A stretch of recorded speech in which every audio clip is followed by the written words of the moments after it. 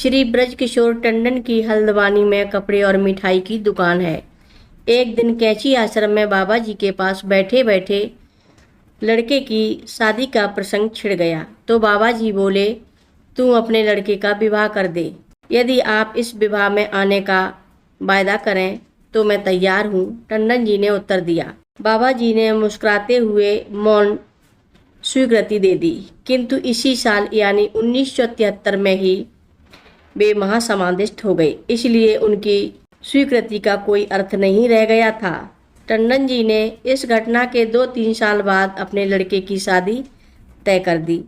बारात जब लड़की वाले के दरवाजे लगी तो इसके बाद लड़के को पंडाल में एक सुंदर सोफे पर बैठाया गया।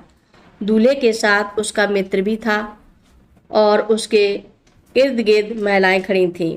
इतने में एक बूढ़ा व्यक्ति कम्बल ओढ़े कहीं से आकर मित्र की बगल में बैठ गया। दूल्हे के मंच पर उस बूढ़े का बैठना सभी को खल रहा था, लेकिन किसी ने विरोध करने की हिम्मत नहीं जुटाई। लड़के वाले उसे लड़की वाले के घर का और लड़की वाले लड़के वाले के घर का समझ रहे थे। जब स्टेज की फोटोग्राफी हो चुकी तो वह वृद्ध धीरे धीरे टंडन जी के पास आया। वहाँ टंडन जी के मित्र और महाराज जी के परम भक्त श्री जीवन चंद्र भी थे। उन्होंने टंडन जी से कहा कि इस पवित्र मौके पर वृद्ध को कुछ रुपए दे देना चाहिए। फिर भी श्री टंडन जी ने 5 रुपए का नोट वृद्ध की तरफ बढ़ाया। वृद्ध ने उसे अस्वीकार कर दिया और कहा, इसे उस भिखारी को दे दे। भिखारी कुछ ही दूर खड़ा था।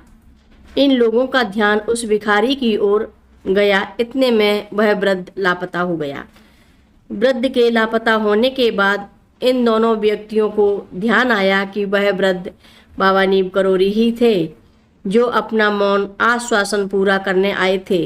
वे लोग तत्काल बाबा जी को ढूंढने लगे, किंतु वे अंतर ध्यान हो चुके थे, कहाँ से मिलते। बाद में जब मंच की फोटो देखी गई तो उसमें बाबा जी नहीं दिखाई दिए।